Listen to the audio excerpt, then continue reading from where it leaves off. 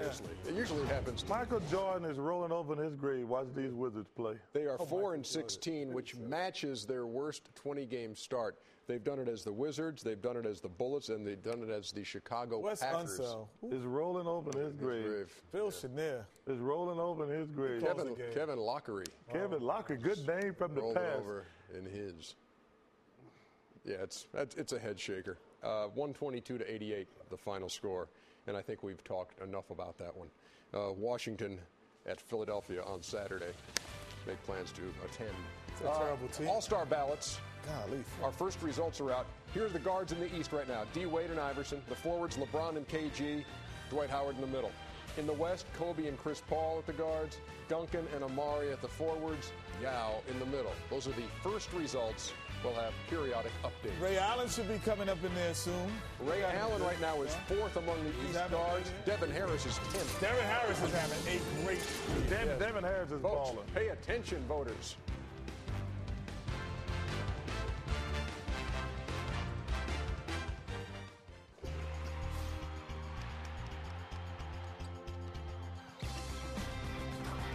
Hey, next week here on TNT, Spurs and Magic. How about Tim Duncan and Dwight Howard on the same court? That's a good one there.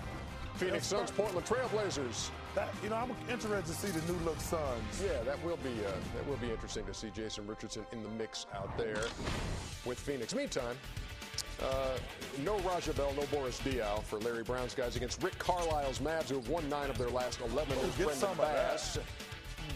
You know what he said to him, Larry Brown, right? What do you say to him? Don't take this butt beating personally. Same thing Doc Rivers said to Ed Tapscott tonight, I'm saying to you. No question. Well, that's one of those games that was going to be close anyway, though. But, you know the Dallas Mavericks, they just got a couple more finishes down the stretch. These guys have a little bit more season. And Jason Eugene, hitting the big three for the lead. And then Dirk Nowitzki at 23 and 13. They're up 6. Hey, but those Bobcats have some fight. I like DJ Augustin. Long spot and hit the laughter instead of the Bobcat. I like DJ Augustin. I really do. I didn't realize he was that good. And Kevin Durant misses him too. Dirk, 23, 13, 5 assists. There you go. 95-90, Dallas over the Charlotte Bobcats. Do I have time to give a shout-out? Okafor, 27 and 17. I want to give a shout-out. Last Saturday when I went to the De La Hoya Pacquiao fight, yes, I went to the rodeo. Oh, my gosh. You did not. I did. You did not. I had you went to the in rodeo. Vegas. I went to the rodeo in Vegas. Wow. A good friend of mine, Fred Whitfield. I had a blast. I want to thank everybody at the rodeo. Did you stay on for 8 seconds? Oh, were you one of the clowns? Which one were you?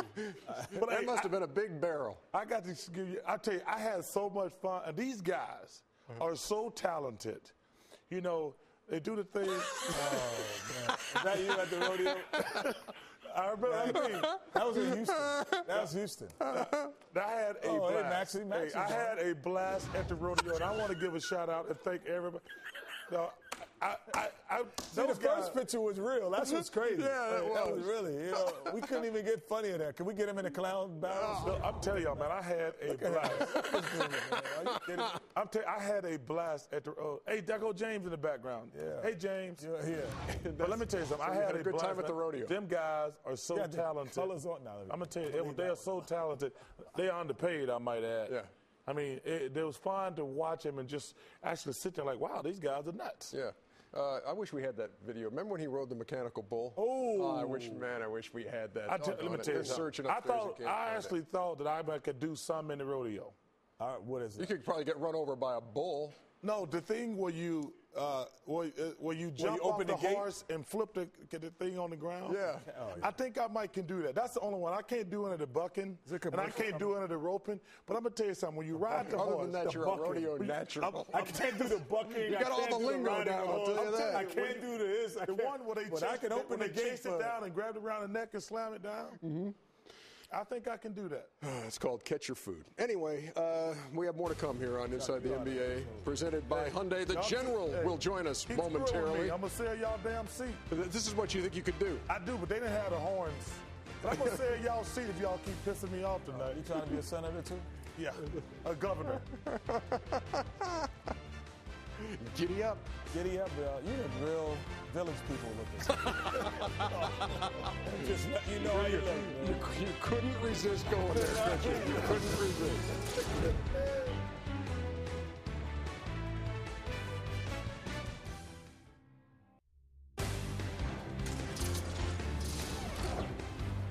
In Studio J in Atlanta, Ernie Johnson, Kenny the Jet Smith, and Charles Barkley, joined by Ronald L. Johnson, the NBA's Senior Vice President for Referee Operations, retired Major General with the U.S. Army. Thanks for being here. It's a pleasure to be able to talk to you about your role with the NBA in the wake of the Tim Donaghy situation. And before we even get into that, let's just get into your background, where you came from, because your resume is quite extensive with the 32 years of military experience. It is. I'm uniquely unqualified to be working for the NBA, but I think my leadership management experience, education and numbers and statistics and operations research probably helps us somehow understand the game and deliver the game to the public a little bit better. How did this all come about? A career military man, how did the NBA come about calling in the wake of that Tim Donaghy scandal and say, we want you to be involved here to make sure everything's on the up and up and everything's played straight? Well, in 2006, the commissioner asked the Chief of Staff of the Army to send a general officer to speak to the rookies at the rookie transition program. And at that time, it was conducted at the IBM University up in New York. Well, I was a general officer that the Army sent. And I found out this May that I apparently made a positive impression upon the commissioner. And when he thought about making the department separate, because, you know, basketball is growing, the league is growing, and Stu Jackson needed to really focus upon that, and he wanted someone focused upon leading the referees. And he gave me a call, and the rest is history. We'll open this up to Kenny and Two Chuck. questions for you. Could you kick Kenny's ass? Are you like are you registered as a lethal weapon? Why me? Because you're the little guy. Because you know I'm out of us three, I'm the best fighter, so you picked me, understandably. Just because people fight you all the time don't make you the best fighter. They make you a win, wuss. though, it is, though. But go ahead, you can answer that question if you'd like. You know, there's no reason to do that, but if I couldn't, I got a lot of friends that could. Okay. You know, I'm going to ask you a serious question now. I mean, that wasn't a serious question? That wasn't serious. Okay, come on, Kenny can't fight, clearly. I think it's impossible to stop a guy from cheating if he's going. As a player, I think it would be this. It would kill me if I saw or thought about one of my players throwing the game. As a player, and also thinking about a referee throwing a game to me would be like, that's as low as you can go.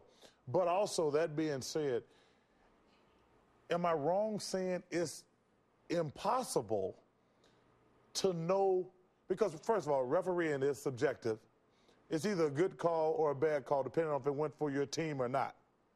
But is it pretty much impossible to know if a referee is throwing a game? It is not impossible, nor is it possible for a referee to do that. This Donaghy thing was nothing about referees in general. Referees are dedicated professionals who are the best in the world at what they do for the NBA. They're full-time NBA employees, and they felt a little bit betrayed by what happened. I think the Donaghy incident was a once-in-a-lifetime incident, and, you know, values are individual. You know, you either have values or you don't. And if you embrace values and believe in certain things and you do the right thing, then you're going to be okay. And sometimes people steer from that. This had nothing to do with NBA referees. It had something to do with an individual. You don't think it's possible for one guy to cheat? No. Well, I have a question as well. You know, I agree a lot what you just said. The one question I had then is, why bring in the general? If it wasn't possible, you know, and it really is not that big, they brought in you. They didn't say, okay, we're going to bring in Ernie Johnson, Kenny Smith, or Charles. They brought in you. And with your resume of integrity and all of the things that you've done, why did they bring in you? Well, I have to go with what the commissioner told me. The commissioner brought Ron Johnson to the NBA for my reputation of a man that has great character and high integrity. But also the game of basketball is full of a lot of science, a lot of math. The reason I answered the way I did, Charles, is because we evaluate every game.